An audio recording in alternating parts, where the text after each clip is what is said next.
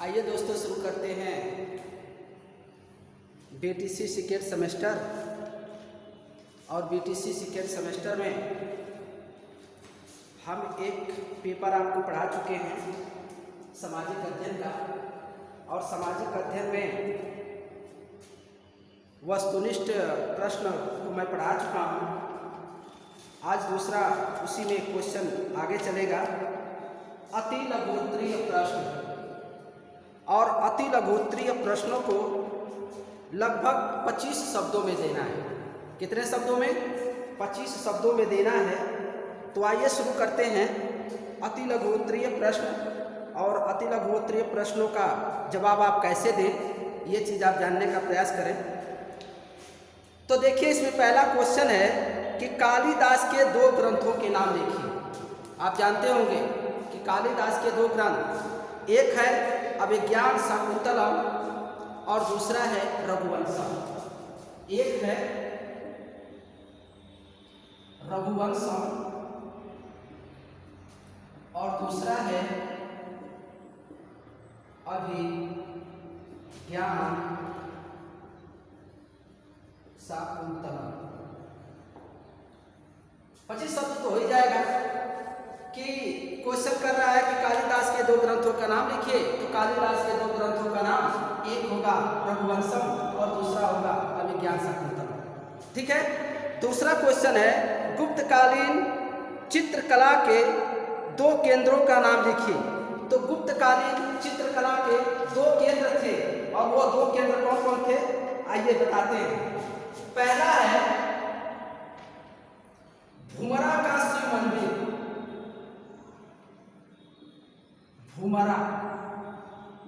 भूमरा का शिव मंदिर। और ये भूमरा का शिव मंदिर कहाँ है? तो भूमरा का शिव मंदिर मध्य प्रदेश के सतना में है। मध्य प्रदेश के सतना में। और दूसरा इसी में है, 2 केंद्रों का नाम पूछा हुआ है, पिपरिया का शिव मंदिर, पिपरिया का विष्णु मंदिर। पिपरिया का विष्णु मंदिर। और पिपरिया का विष्णु मंदिर ये भी सतना ही में है। और ये आपका कहाँ है? एमपी यानी मध्य प्रदेश। क्वेश्चन का जवाब इसी तरह आपको देना है। आगे क्वेश्चन करते हैं, आगे देखते हैं। इसी तरह बहुत से सारे क्वेश्चन आपके सामने मिलते रहेंगे और उसका लगभग जवाब आप अच्छी तरह से जानते भी होंगे। नहीं जानते हैं तो आप मेरे माध्यम से जान लें। अगला क्वेश्चन है, राजपूतों की उत्पत्ति से संबंधित 2 सिद्धांतों का नामोल्लेख कीजिए। यानी नाम पूछ रहा है। तो राजपूतों की उत्पत्ति के सिद्धांतों में 2 सिद्धांत हैं। एक है विदेशियों द्वारा उत्पत्ति के सिद्धांत। विदेशियों द्वारा उत्पत्ति के सिद्धांत। विदेशियों द्वारा उत्पत्ति के सिद्धांत। और विदेशियों द्वारा उत्पत्ति के सिद्धांत में यह बता रहा है कि इस सिद्धांत के अनुसार राजपूत जो थे वो विदेशी थे। राजपूत जो थे वो कौन थे? ये विदेशी थे। और राजपूत विदेशियां जातियां, जैसे एक शक जाति हो गई, एक कुषाण जाति हो गई, और एक है हुन जाति। इन्हीं के ये संतान माने जाते हैं। यानी विदेशियों द्वारा उत्पत्ति के सिद्धांत में किस सिद्धांत के मानने वाले जो लोग थे वो ये मानते थे कि ये विदेशी थे। जैसे शक थे, कुषाण थे, हुन थे, ये विदेश से आए थे। तो इन्हीं की ये संतान माने जाते हैं। पहला सिद्धांत। दूसरा सिद्धांत कहता है क्षत्रियों द्वारा उत्पत्ति के सिद्धांत। क्षत्रियों द्वारा उत्पत्ति के सिद्धांत। तो क्षत्रियों द्वारा उत्पत्ति के सिद्धांत के इसमें मानने वाले इतिहासकारों का मानना है कि राजपूतों की उत्पत्ति जो हुई है चंद्रवंशी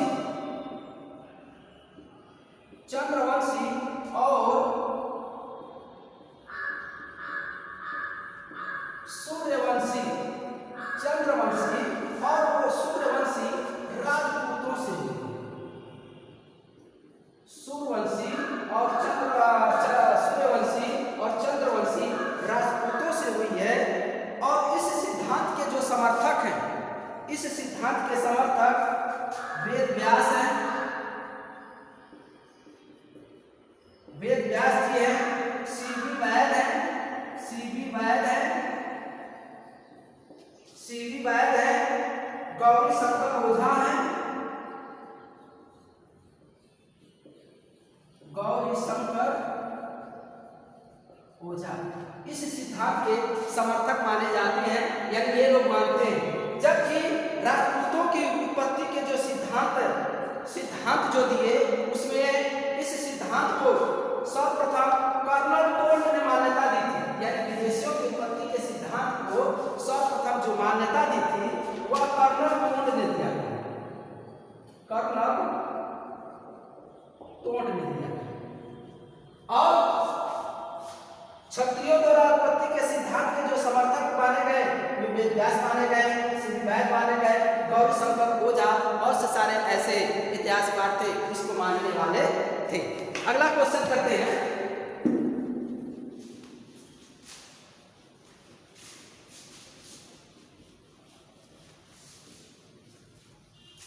अगला क्वेश्चन हमारा है,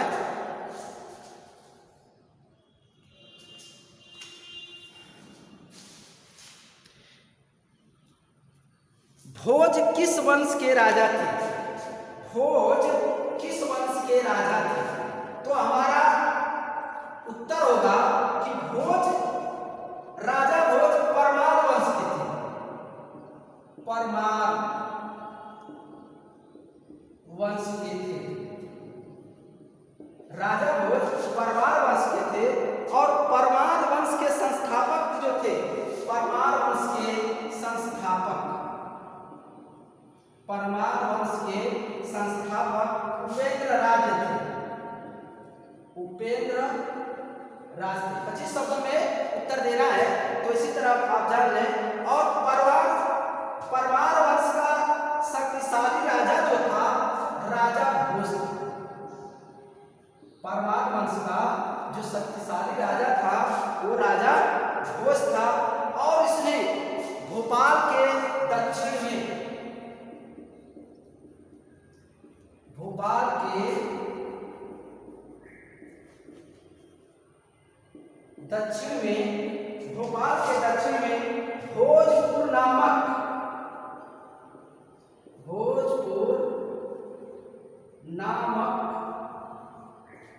झील का निर्माण किया, झील का इन्होंने निर्माण कराया। मतलब इस वंश के इसमें भोपाल के दक्षिण में भोजपुर नामक झील का निर्माण करवाए थे। कौन? राजा भोज। राजा भोज ने दक्षिण के, भोपाल के दक्षिण में भोजपुर नामक एक झील का इन्होंने निर्माण किया था। आगे चलते हैं।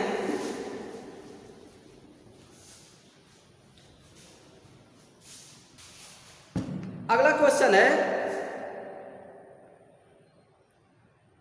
गीत गोविंद किसकी रचना है? तो गीत गोविंद जो रचना है वह जयदेव की है। गीत गोविंद रचना किसकी है? तो जयदेव की। गीत गोविंद रचना किसकी है? जयदेव की है। अगला क्वेश्चन है, खजुराहो मंदिर का निर्माण किन राजाओं ने करवाया था? तो खजुराहो मंदिर का निर्माण बुंदेल शहर के, बुंदेल शहर के चंदेल राजाओं ने करवाया। चंदेल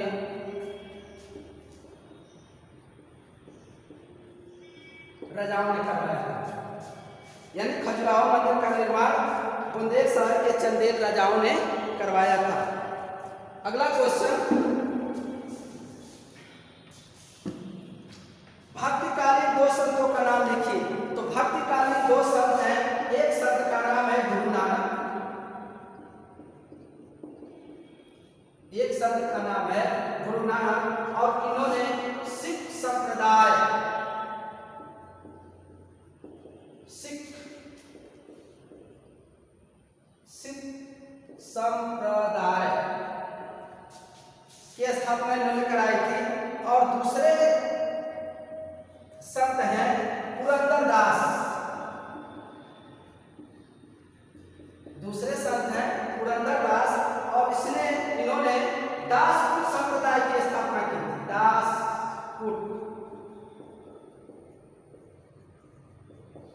दासपुर संप्रदाय की स्थापना की थी। यानी भक्तिकालीन 2 संतों के नाम में गुरु नानक सिख संप्रदाय और पुरंदरदास दासपुर संप्रदाय की इन्होंने स्थापना की थी।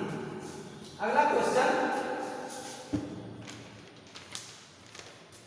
जलवायु का अर्थ, जलवायु का अर्थ स्पष्ट कीजिए।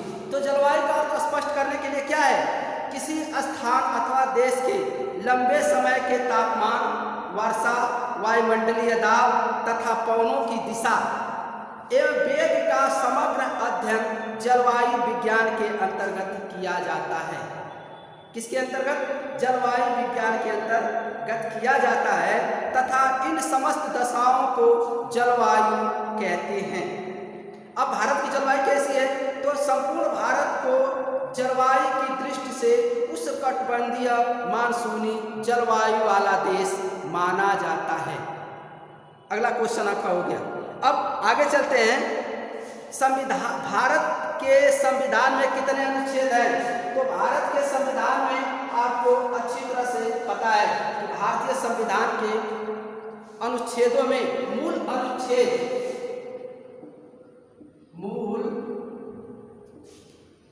अनुच्छेदों की संख्या 395 है, जबकि वर्तमान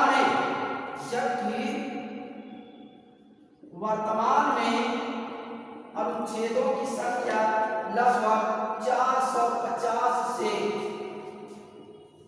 अधिक हो चुकी है। 450 से अधिक हो चुकी है। मतलब भारतीय संविधान में अनुच्छेदों की संख्या कितनी है? तो भारतीय संविधान में अनुच्छेदों की संख्या मूल संविधान में 395 है, लेकिन वर्तमान में अगर देखा जाए तो वर्तमान में भारतीय संविधान में अनुच्छेदों की संख्या 450 से अधिक हो चुकी है। अगला क्वेश्चन,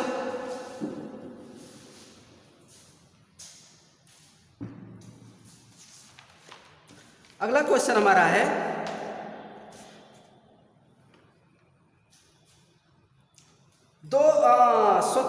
स्वतंत्रता के अधिकार के अंतर्गत आने वाली 2 स्वतंत्रताओं का नाम उल्लेख कीजिए। तो 2 स्वतंत्रता के अधिकारों का उल्लेख, स्वतंत्रता के अधिकारों का उल्लेख जो दिया गया है भारतीय संविधान के अनुच्छेद 19 से लेकर के 22 का, इसका उल्लेख किया गया है स्वतंत्रता के अधिकारों का। इसमें पहला है भाषण और अभिव्यक्ति की स्वतंत्रता। आप कहीं भी भाषण दे सकते हैं, कहीं भी आप बोल सकते हैं, और भाषण और अभिव्यक्ति की स्वतंत्रता भारतीय संविधान के 19 फर्स्ट ए में इसका उल्लेख किया गया है। जबकि शांतिपूर्ण हथियार रहित सम्मेलन करने की स्वतंत्रता, और इसका उल्लेख भारतीय संविधान के अनुच्छेद 19 फर्स्ट बी में किया गया है। 2 हमारे स्वतंत्रताओं का उल्लेख ये है। अगला क्वेश्चन है, भूस्खलन से क्या होता है? तो भूस्खलन से क्या होता है? तो भूपृष्ठ पर शैलों के अपक्षय से प्राप्त गुरुत्वाकर्षण शक्ति के कारण ढाल की दिशा में खिसकना आरंभ कर देते हैं। तीव्र ढालों पर खिसकने की क्रिया भूस्खलन क्रिया कहलाती है। मतलब ढाल से जो मिट्टियाँ, जो बड़े बड़े चट्टाने अगर ढलते हैं और ढाल से क्रिया जो होती है, खिसकना होता है और तीव्र ढाल से होता है, उसी को हम भूस्खलन की क्रिया कहते हैं। अगला है, भारतीय संविधान के सर्वोच्च सेनापति कौन होता है? तो भारतीय संविधान के सर्वोच्च सेनापति राष्ट्रपति होता है। कौन होता है? राष्ट्रपति होता है। अब राष्ट्रपति के बारे में जान लें। भारतीय सेना का सर्वोच्च सेनापति राष्ट्रपति होता है, और भारतीय संविधान के अनुच्छेद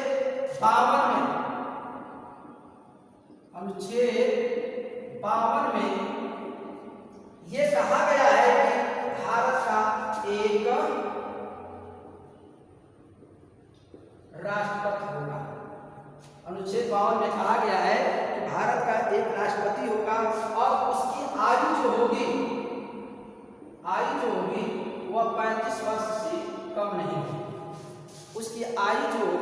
वह 35 वर्ष से कम नहीं होनी चाहिए। ये भारत के राष्ट्रपति, भारतीय संविधान के अनुच्छेद 52 में कहा गया है कि भारत का एक राष्ट्रपति होगा और उसकी आयु जो होगी वो 35 वर्ष होगी। 25 शब्दों की बात हो रही है इस क्वेश्चन में। इसका 25 शब्दों में आपको आंसर देना है और मैं बहुत सारी चीजें बता दे रहा हूं ताकि आप सुनने के बाद इसको आप लिख सकें। अगला क्वेश्चन है, जब सूर्य तथा चंद्रमा के बीच पृथ्वी आती है तब कौन सा ग्रहण लगता है? तो वह लगता है चंद्र ग्रहण। वो कौन सा लगता है? चंद्र ग्रहण। चंद्र ग्रहण लगता है। चंद्र ग्रहण हमेशा पूर्णिमा की रात्रि में होता है। चंद्र ग्रहण हमेशा पूर्णिमा की रात्रि में होता है। कोई जरूरी नहीं है लेकिन ऐसा बताया गया है कि जो चंद्र ग्रहण लगता है हमेशा पूर्णिमा की रात्रि में होता है। अगला क्वेश्चन, भारत चीन के बीच युद्ध कब हुआ था? तो भारत चीन के बीच 1962 ईस्वी में युद्ध हुआ था। कब हुआ था? 1962 ईस्वी में युद्ध हुआ था। अगला क्वेश्चन, भारत किस गोलार्ध में स्थित है? तो भारत आप जानते हैं अच्छी तरह से कि उत्तरी गोलार्ध में स्थित है।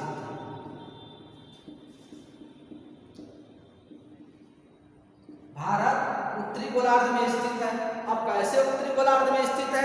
तो इस चीज को मैं क्लास में आपको अच्छी तरह से समझा चुका हूं।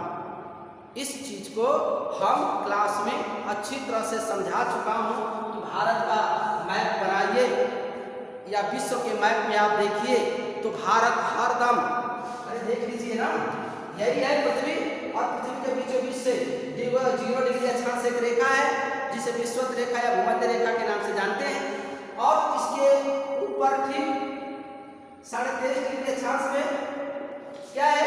कर्क रेखा है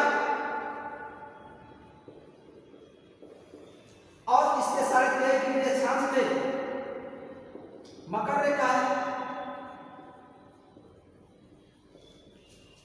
यही है ना, ये 23.5 डिग्री अक्षांश दक्षिण, ये है उत्तर। भारत की स्थिति यही है।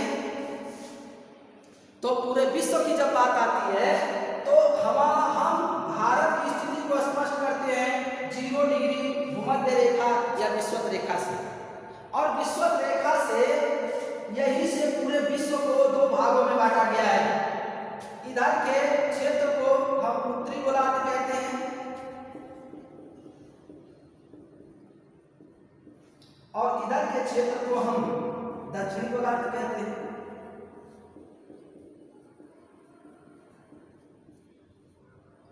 यह है आपका 90 डिग्री, ये भी है आपका 90 डिग्री। ये उत्तर है, ये दक्षिण।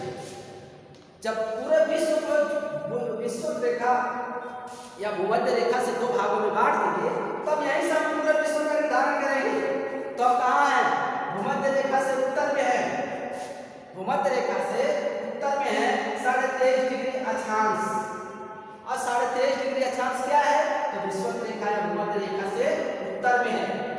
तो क्वेश्चन क्या कर रहा है? क्वेश्चन कह रहा है कि भारत किस गोलार्ध में स्थित है? तो भाई हम जब पूरे विश्व का निर्धारण करेंगे तब यहीं से करेंगे ना।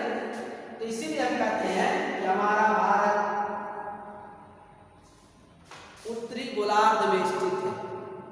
एक अगर 0 डिग्री देशांतर की बात करेंगे तो पूर्वी देशांतर भी हो जाएगा, इसमें प्लस पूर्वी देशांतर भी हो जाएगा। अब इस चीज को लेने के लिए हम क्या करेंगे? इस चीज को लेने के लिए हम सीधे 0 डिग्री देशांतर की बात करेंगे। अंतर्राष्ट्रीय मानक समय, अंतर्राष्ट्रीय ग्रीनविच रेखा जो ब्रिटेन के लंदन शहर से गुजरती है, वहां से बात करेंगे। अगर यहां से बात करेंगे तो यहीं से पूरे विश्व को 2 भागों में बांट दिया जाता है, पश्चिमी देशांतर और पूर्वी देशांतर। तो ये है जब 0 डिग्री देशांतर से इसका ये क्षेत्र जो है पूर्व का है और ये क्षेत्र है जो पश्चिम का है, तो इधर जब जाते हैं तो पूर्वी गोलार्ध हो जाता है। तो पूरे विश्व की स्थिति से देखिए 0 डिग्री अंतर्राष्ट्रीय रेखा से ग्रीनविच लंदन से जो शहर से गुजरती है वहां से देखेंगे तो हमारा भारत विश्व का 0 डिग्री देशांतर से पूर्व में। तो इसलिए कहते हैं कि हमारा भारत उत्तरी और पूर्वी गोलार्ध में स्थित है। तो दोस्तों आज अति लघु उत्तरीय प्रश्न का बस इतना ही क्वेश्चन, और इसमें 16 क्वेश्चन नंबर 16 से लेकर के क्वेश्चन नंबर 30 तक मैं बताया हूँ। अगली वीडियो लेकर के आएंगे लघु उत्तरीय प्रश्न, और लघु उत्तरीय प्रश्न बड़े होंगे, 75-100 शब्दों में होंगे। तो अगली वीडियो में हम फिर आपसे तब तक मिलेंगे। दोस्तों यहाँ भी इस वीडियो में कहीं भी अगर त्रुटियाँ होती हैं, गलतियाँ होती हैं, तो आप कमेंट के माध्यम से ज़रूर हमें अवगत कराएं। हम उसमें ज़रूर अगले वीडियो में सुधार करेंगे। धन्यवाद।